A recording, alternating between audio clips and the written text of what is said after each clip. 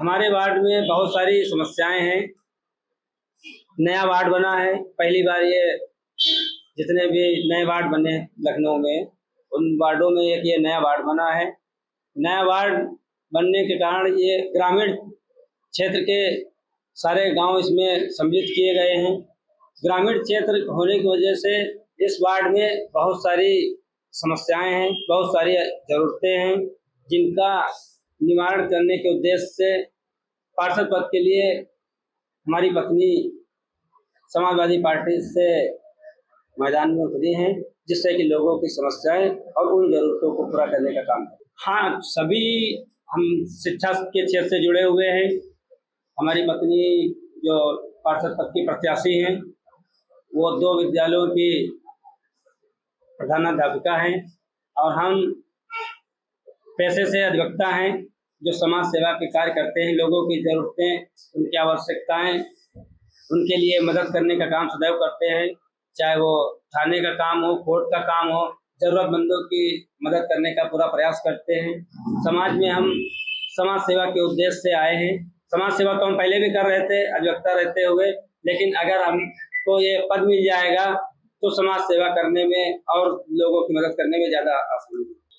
सबसे पहली प्राथमिकता हमारी इस वार्ड को स्वच्छ सुंदर बनाने की है।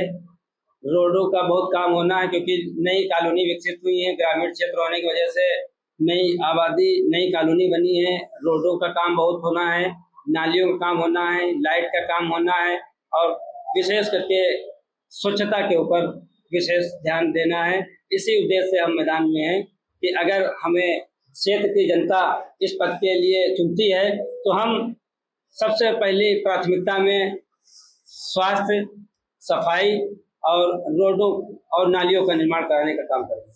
वार्ड की जनता से हमारी अपील है, हमारी इस वार्ड की देवतुल्य जनता से अनुरोध है, विनती है कि हमें अपनी सेवा करने का अवसर दे, क्योंकि ये नया वार्ड बना है। यहाँ पर पढ़े लिखे शिक्षित पार्षद की आवश्यकता है, जो क्षेत्र की जनता की आवाज़ आगे अधिकारियों तक पहुंचा सके, उनकी ज़रूरतों को पूरा करने का कार्य कर सके और उनके सुख दुख में शामिल हो सके। विकास का बहुत काम होना है। अगर कोई पढ़ा लिखा पार्षद नहीं होगा तो हो सकता है वो सारे काम अच्छे से सुचारू ढंग से ना कर सके, क्योंकि जो पार्षद पद की प्रत्याशी हैं उन्होंने MA कर रखा है, 2 स्कूलों के प्रधानाध्यापिका हैं और ऐसी स्थिति में वो क्षेत्र की जनता की सेवा करने में दूसरे लोगों की वनस्पति ज़्यादा उपयुक्त होंगी। इसलिए क्षेत्र की जनता से हमारा विनम्र अनुरोध है कि समाजवादी पार्टी की प्रत्याशी के तौर पर रजनी रावत जी को अपना अमूल्य मत देकर के विजयी बनाएं, जिससे कि क्षेत्र के विकास के लिए हम सब मिल करके कार्य कर सकें। जनता से यही हमारी अपील है कि आप हमें सेवा का अवसर दें। हम समाजवादी पार्टी के प्रत्याशी हैं और हम क्षेत्र की जनता की सेवा करना चाहते हैं।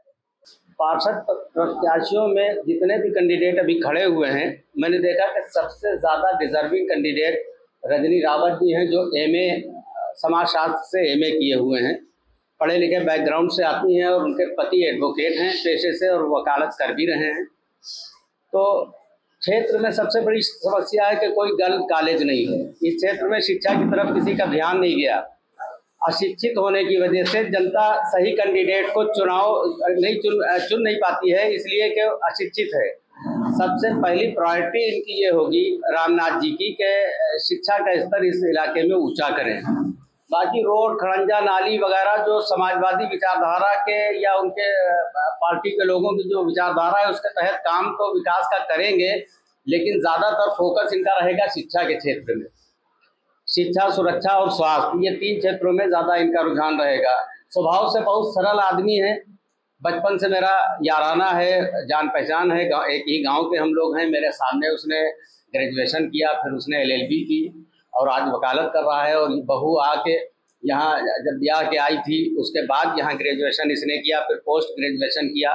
तो स्वभाव से हम लोग भली बात ही परिचित हैं। एक तो मेरा क्षेत्रीय है, क्षेत्रीय के नाते भी हम उसको सपोर्ट कर रहे हैं। दूसरी बात यह है कि उसके मुकाबले में कोई कैंडिडेट है भी नहीं, चाहे वो भाजपा हो या बहुजन समाज पार्टी हो, किसी पार्टी को कोई योग्य कैंडिडेट मिला ही नहीं।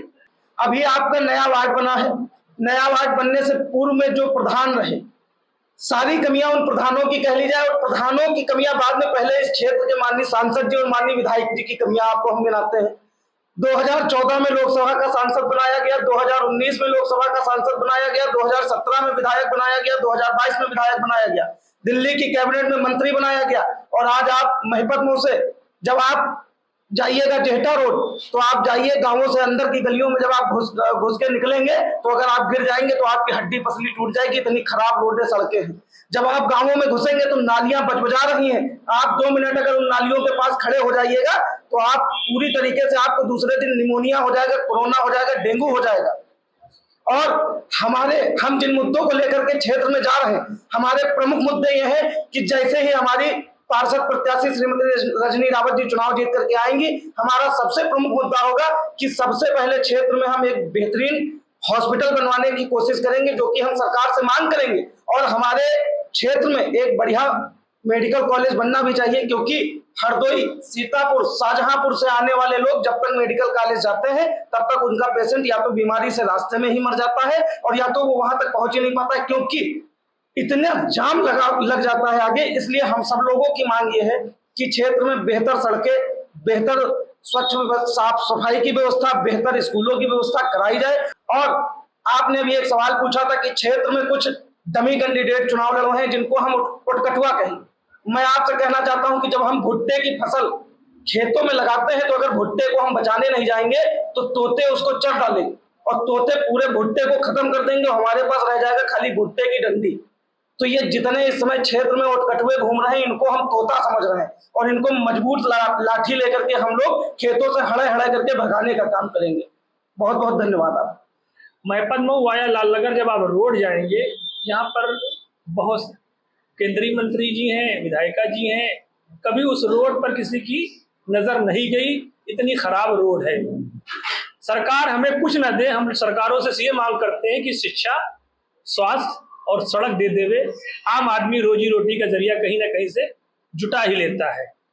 समाजवादी पार्टी की प्रत्याशी हैं, और हमें उम्मीद ही नहीं बल्कि पूरा भरोसा है कि 33,000 की जो आबादी है वो रामनाथ रावत जी और उनकी पत्नी की तरफ बड़ी आस भरी नजरों से देख रही है।